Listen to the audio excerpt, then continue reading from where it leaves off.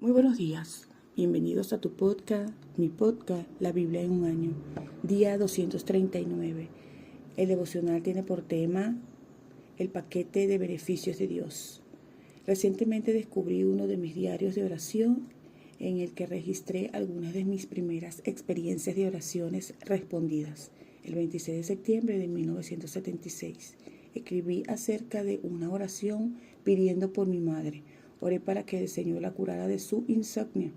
No le conté que estaba orando por ella y exactamente 3 meses más tarde, el 26 de diciembre de 1976, escribí que mi madre dice que ha dormido mejor en las últimas semanas que en los 4 años anteriores, así que el insomnio ya no es un problema para ella. Por supuesto, no es posible demostrar el cristianismo basándose en la respuesta a las oraciones, porque los escépticos siempre pueden explicar esta respuesta como coincidencia. Pero el antiguo arzobispo de Canterbury, William Temple, declaró: cuando oro suceden coincidencias, cuando no oro no suceden. El efecto acumulativo de la oración respondida es reforzar nuestra fe en Dios. Durante los últimos 20 años he escrito al lado del pasaje del Nuevo Testamento que leemos hoy mis oraciones para el año siguiente. Es alucinante echar la vista atrás y recordar las maneras en las que Dios ha respondido a muchas de esas oraciones. Me resulta muy fácil olvidar todas las respuestas recibidas a las oraciones. Es muy fácil olvidar las bendiciones. David se recuerda a sí mismo en el Salmo de hoy: no ha de olvidar todos tus beneficios. Salmo 103, 2. Muchos son conscientes de los beneficios que pueden recibir por su trabajo o como renta de sus bienes, pero ¿y qué acerca de los beneficios que recibimos de nuestro amoroso Padre Celestial? Acompáñame a leer el libro de los Salmos, en el capítulo 103, versículos del 1 al 2, y te la voy a estar leyendo en la versión NTV, en Nueva Traducción Viviente. Salmo de David, versículo 1. Que todo lo que soy alabe al Señor, con todo el corazón alabaré su santo nombre. Que todo lo que soy alabe al Señor, que nunca olvide todas las cosas buenas que hace por mí. Él perdona todos mis pecados y sana todas mis enfermedades. Me redime de la muerte y me corona de amor y tiernas misericordias. Colma mi vida de cosas buenas. Mi juventud se renueva como la del águila. El Señor da rectitud y hace justicia a los que son tratados injustamente. Dio a conocer su carácter a Moisés y sus obras al pueblo de Israel. El Señor es compasivo y misericordioso, lento para enojarse y está lleno de amor inagotable. No nos reprenderá todo el tiempo ni seguirá enojado para siempre. No nos castiga por todos nuestros pecados. No nos trata con la severidad que merecemos, pues su amor inagotable hacia los que le temen es tan inmenso como la altura de los cielos sobre la tierra. Llevó nuestros pecados tan lejos de nosotros como está el oriente del occidente. Amén. Punto 1. Recuerda y agradece a Dios por todos sus beneficios. Hay muchas razones por las cuales alabar a Dios. Casi parece que David está hablando consigo mismo y exhortándose así: alaba, alma mía, al Señor. Alabe todo mi ser su santo nombre. Alaba, alma mía, al Señor, y no olvide ninguno de sus beneficios. Se pudieron apreciar en los versículos 1 y 2. Claramente David había tenido que enfrentarse a muchos problemas en su vida: pecado, enfermedad y el hoyo. Se puede apreciar en el versículo 3 y 4 en la versión NTV. Pero al igual que el apóstol Pablo, se puede apreciar en 2 de Corintios, capítulo 1, versículo 3, él comienza por alabar a Dios por algunos de sus beneficios. Primer beneficio, perdón. Dios perdona todos tus pecados. En el Salmo 103, 3 se puede apreciar. No nos trata conforme a nuestros pecados, ni nos paga según nuestras maldades. En el versículo 10 se pudo leer: tan lejos de nosotros echó nuestras transgresiones, como lejos del oriente está el occidente. Se pudo apreciar en el versículo 12. Segundo beneficio, sanación. Dios sana todas tus dolencias. En el versículo 3 se puede apreciar. Un día seremos sanados completamente. Ahora vemos signos de esto cuando Dios nos sana directa y sobrenaturalmente. Además, Dios ha puesto en nuestros cuerpos el sistema inmune, los anticuerpos y los procesos de reconstitución. Tercer beneficio, redención. Dios rescata tu vida del sepulcro. No hay un abismo tan profundo que la redención de Dios no pueda alcanzar. Cuarto beneficio, el amor. Él te cubre de amor y compasión. Se puede apreciar en el versículo 4, la parte B. Tan grande es su amor por los que le temen como alto es el cielo sobre la tierra. Se puede apreciar en el versículo 11. Quinto beneficio, satisfacción. Él colma de bienes tu vida. En el versículo 5, la parte A, se pudo apreciar. Acompáñame a hacer una oración. Te alabo, Señor, por todos tus beneficios, por tu perdón y tu sanación, por redimirme, por cubrirme de amor y compasión y por colmarme de cosas muy, pero muy buenas. Amén. Vamos a estar leyendo el segundo texto bíblico en 2 de Corintios, capítulo 1, versículos del 1 al 11. Yo, Pablo, elegido por la voluntad de Dios para ser un apóstol de Cristo Jesús, escribo esta carta junto con nuestro hermano Timoteo. Va dirigida a la iglesia de Dios en Corinto y a todo su pueblo santo que está en toda Grecia. Que Dios nuestro Padre y el Señor Jesucristo les den gracia y paz. Toda la alabanza sea para Dios, el Padre de nuestro Señor Jesucristo. Dios es nuestro Padre misericordioso y la fuente de todo consuelo. Él nos consuela en todas nuestras dificultades, para que nosotros podamos consolar a otros. Cuando otros pasen por dificultades, podremos ofrecerles el mismo consuelo que Dios nos ha dado a nosotros. Pues, cuanto más sufrimos por Cristo, tanto más Dios nos colmará de su consuelo por medio de Cristo. Aun cuando estamos abrumados por dificultades, es para el consuelo y la salvación de ustedes. Pues cuando nosotros somos consolados, ciertamente los consolaremos a ustedes. Entonces podrán soportar con paciencia los mismos sufrimientos que nosotros. Versículo 7. Tenemos la plena confianza de que al participar ustedes de nuestros sufrimientos también tendrán parte del consuelo que Dios nos da.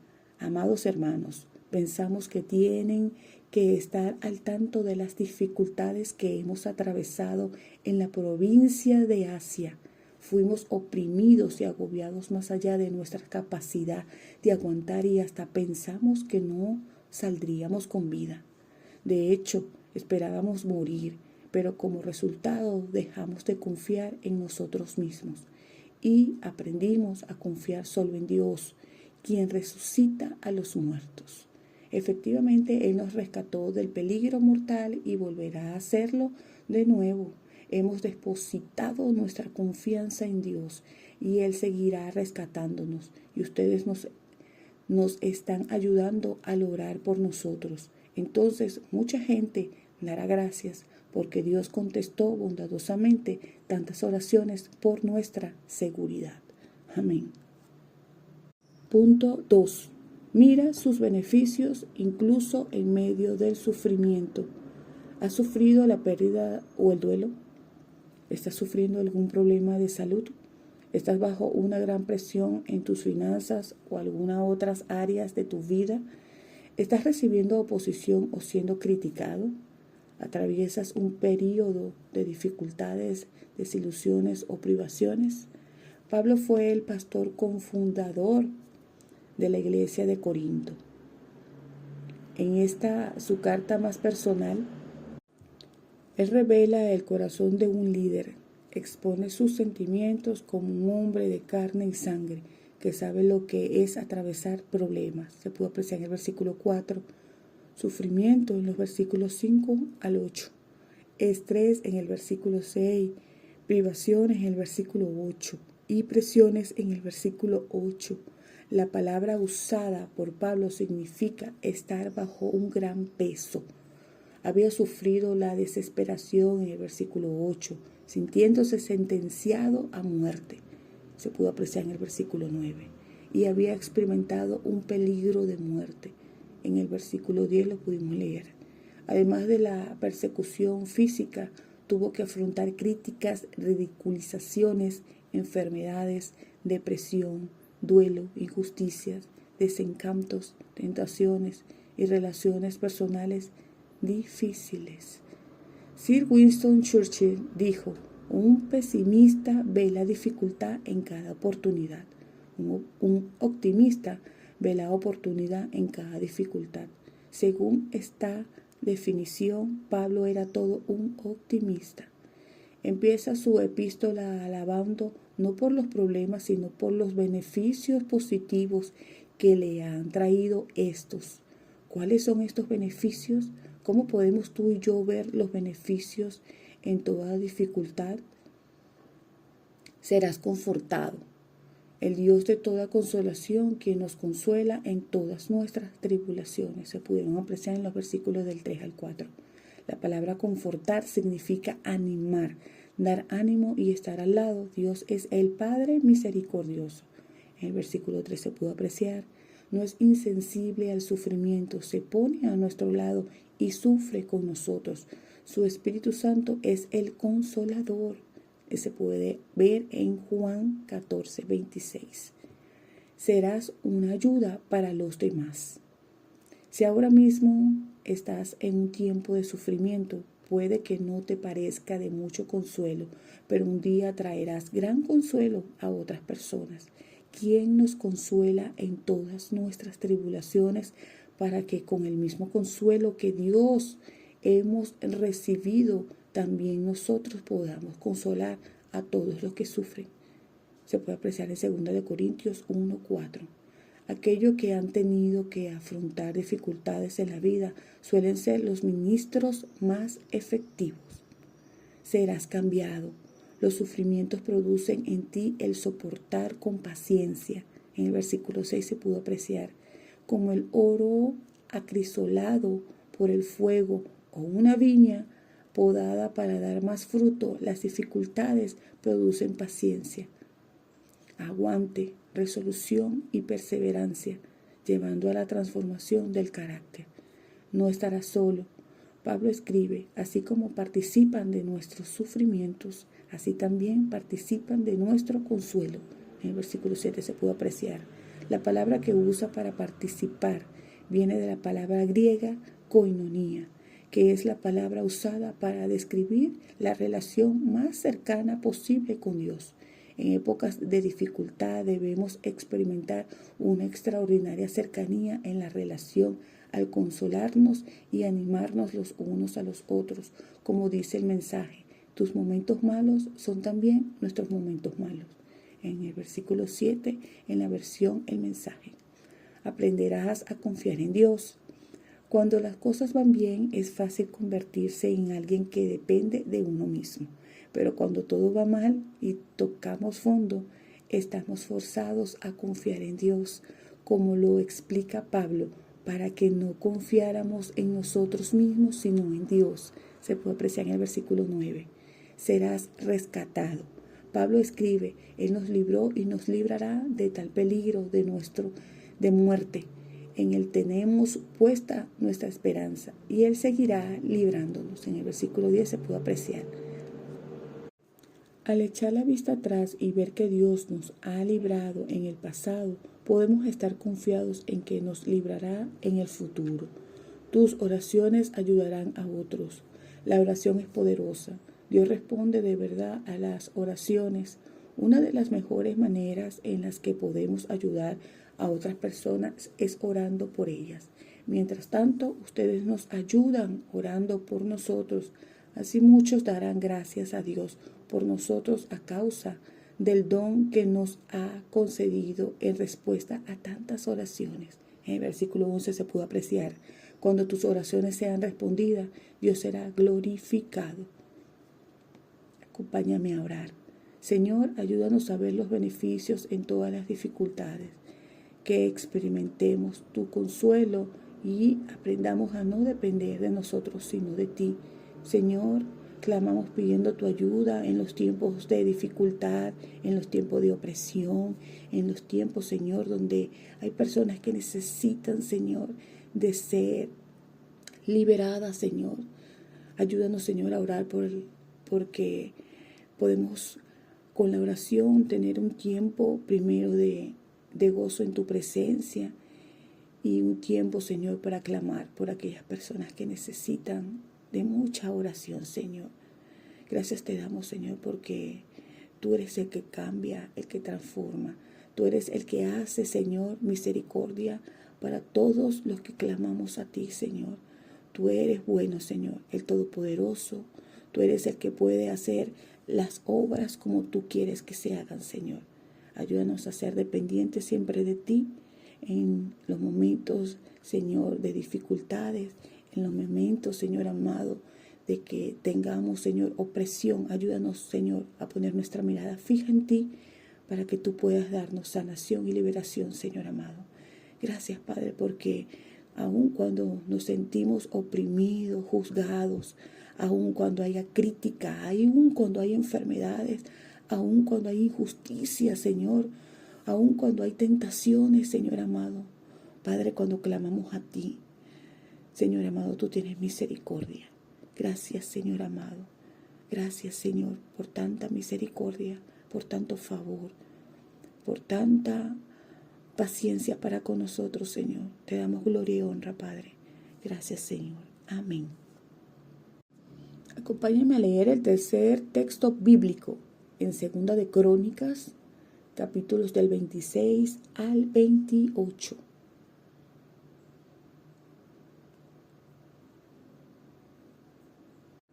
Usías gobierna sobre Judá.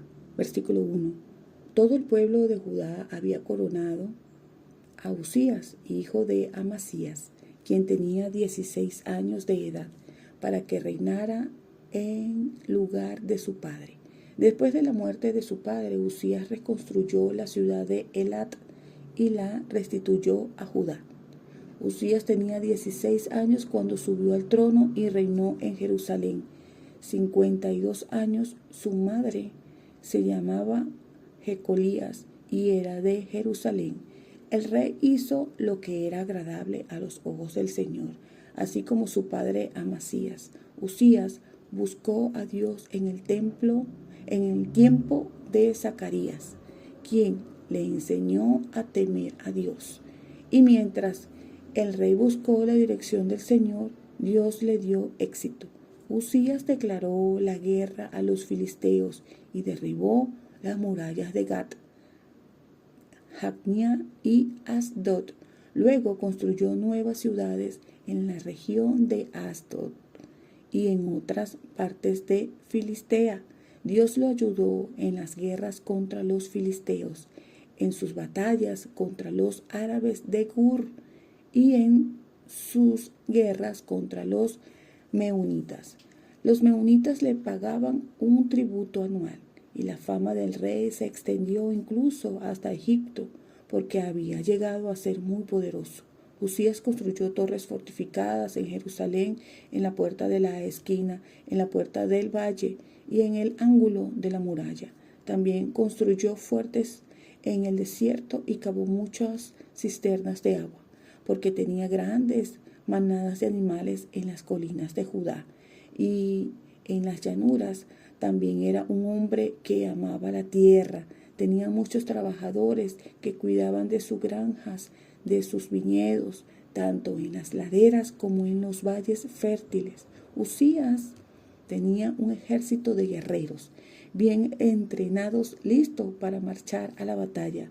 Unidad por unidad, este ejército había sido reunido y organizado por Jehiel, el secretario del ejército, y por su ayudante Maaseías. Estaban bajo el mando de Ananías, uno de los funcionarios del rey. Estos regimientos de poderosos guerreros eran comandados por 2.600 jefes de clanes. El ejército estaba formado por 307.500 hombres, todos soldados selectos. estaban preparados para ayudar al rey contra cualquier enemigo. Uzías proveyó a todo el ejército de escudos, lanzas, cascos, cotas de malla, arcos y piedras para hondas.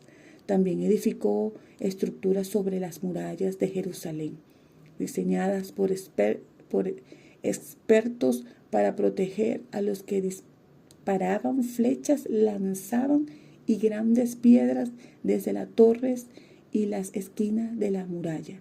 Su fama se extendió por todas partes porque el Señor le dio maravillosa ayuda y llegó a ser muy poderoso. Pecado y castigo de Uzías. Versículo 16. Pero cuando llegó a ser poderoso, Uzías también se volvió orgulloso, lo cual resultó en su ruina. Pecó contra el Señor su Dios cuando entró al santuario del templo del Señor y personalmente quemó incienso sobre el altar del incienso. Azarías, el sumo sacerdote, fue tras él junto con 80 sacerdotes del Señor. Todos ellos hombres valientes. Enfrentaron al rey Uzías y le dijeron: ¿no es a usted, Uzías, a quien corresponde quemar incienso al Señor? Eso es función exclusiva de los sacerdotes, los descendientes de Aarón, los cuales son apartados para este servicio. Salga del santuario porque ha pecado. El Señor Dios no le honrará por esto. Uzías, que tenía en sus manos un recipiente para quemar incienso, se puso furioso y mientras expresaba su rabia contra los sacerdotes ante el altar del incienso en el templo del Señor, de pronto le brotó lepra en la frente. Cuando Azarías, el sumo sacerdote, y los demás sacerdotes vieron la lepra, lo sacaron del templo a toda prisa. El propio rey estaba ansioso por salir porque el Señor lo había herido. De modo que el rey Uzías tuvo lepra hasta el día de su muerte. Vivió aislado en una casa aparte porque fue excluido del templo del Señor.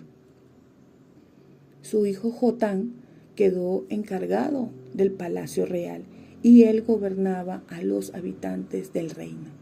Los demás acontecimientos del reinado de Uzías desde el principio hasta el fin están registrados por el profeta Isaías, hijo de Amós. Cuando Uzías murió, lo enterraron con sus antepasados. Su tumba estaba en un cementerio cercano que pertenecía a los reyes porque el pueblo decía: tenía lepra. Su hijo Jotán lo sucedió en el trono. Segunda de Crónicas, capítulo 27. Jotán gobierna sobre Judá. Versículo 1. Jotán tenía 25 años cuando subió al trono y reinó en Jerusalén. 16 años. Su madre se llamaba Jerusa y era hija de Sadoc. Jotán hizo lo que era agradable a los ojos del Señor. Hizo todo lo que había hecho su padre Uzías, solo que Jotán no pecó porque no entró en el templo del Señor. Pero el pueblo continuó con sus prácticas corruptas.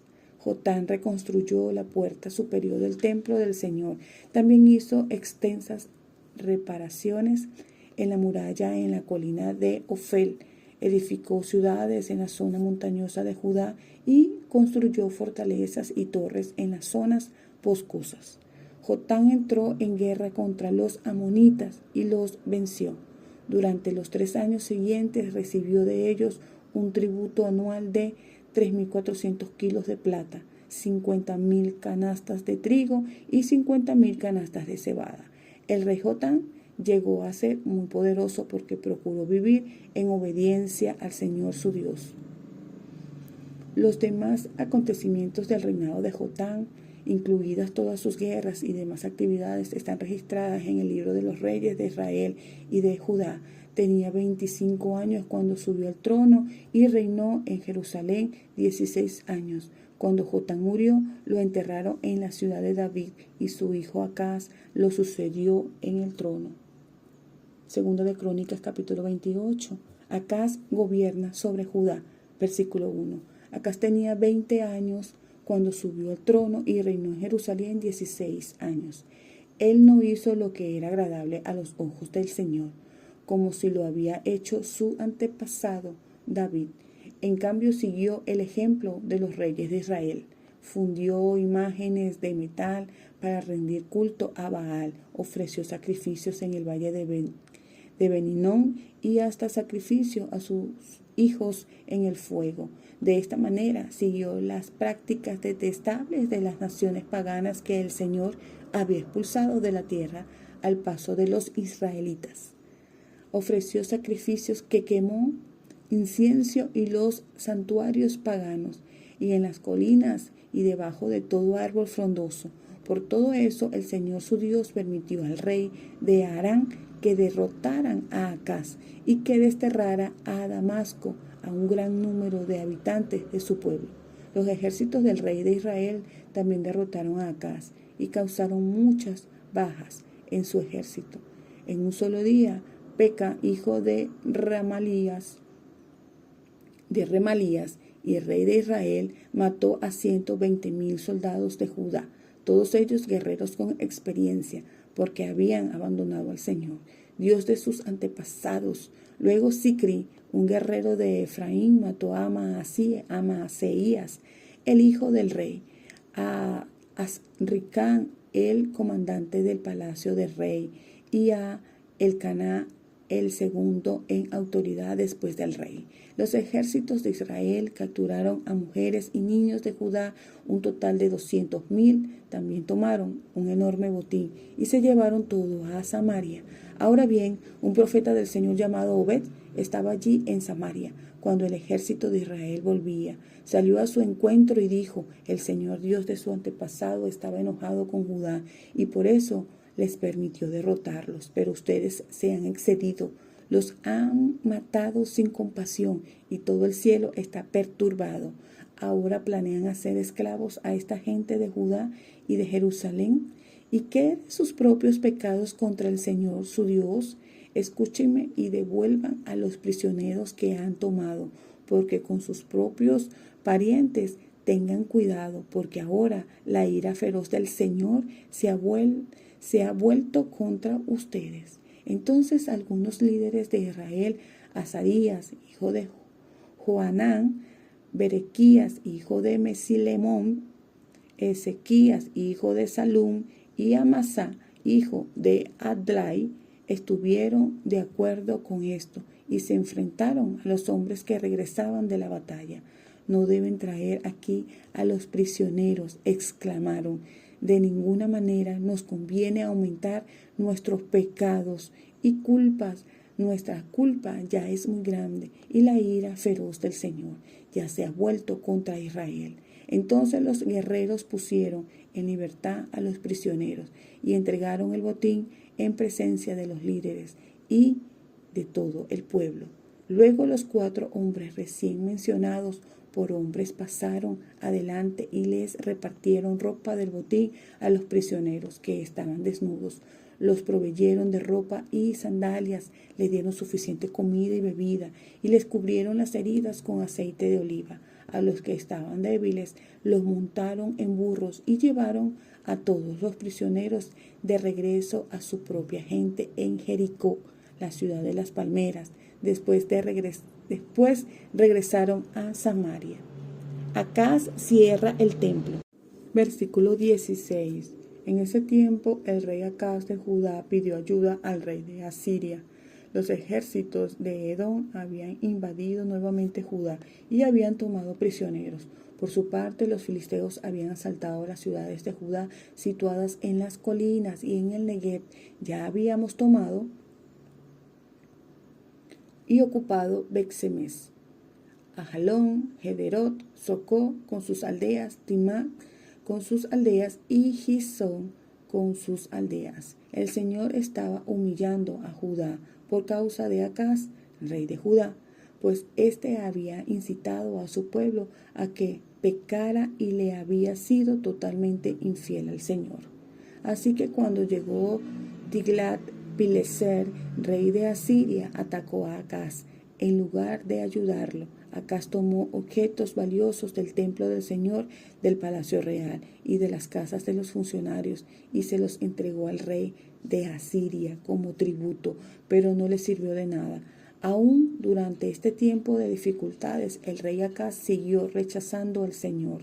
Ofreció sacrificios a los dioses de Damasco, que lo habían vencido, porque dijo: puesto que estos dioses ayudaron a los reyes de Aram, me ayudarán a mí también si les ofrezco sacrificios. Pero en lugar de ayudarlo, lo llevaron a la ruina a él y a toda Judá.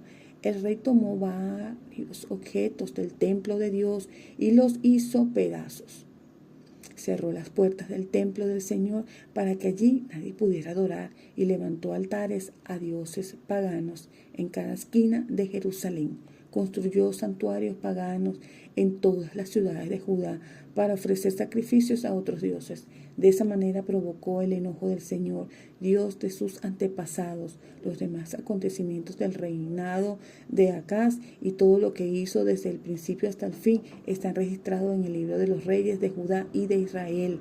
Cuando Acaz murió, lo enterraron en Jerusalén, pero no en el cementerio de los reyes de Judá.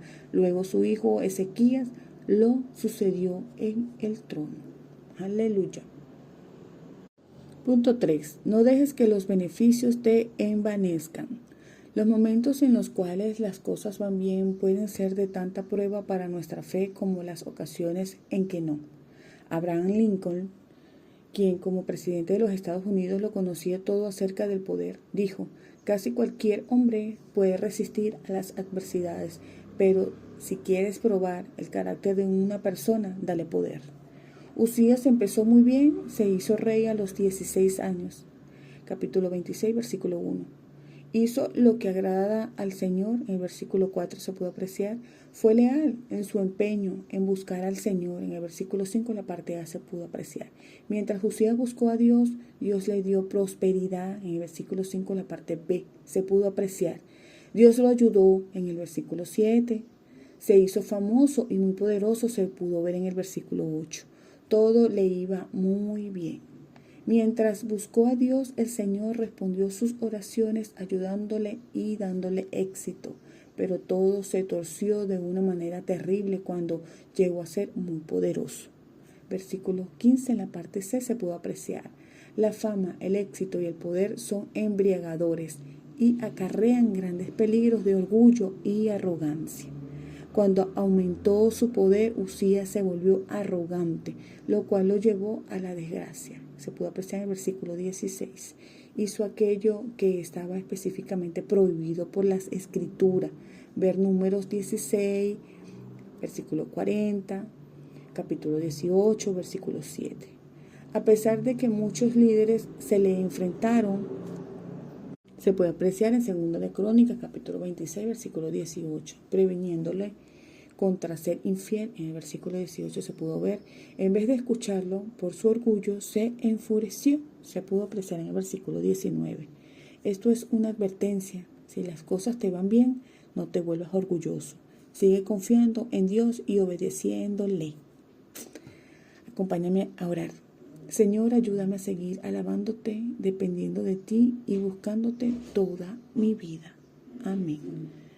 La pastora Pipa añade en 2 de Corintios 1, del 3 al 4. Padre misericordioso y Dios de toda consolación, quien nos consuela en todas nuestras tribulaciones.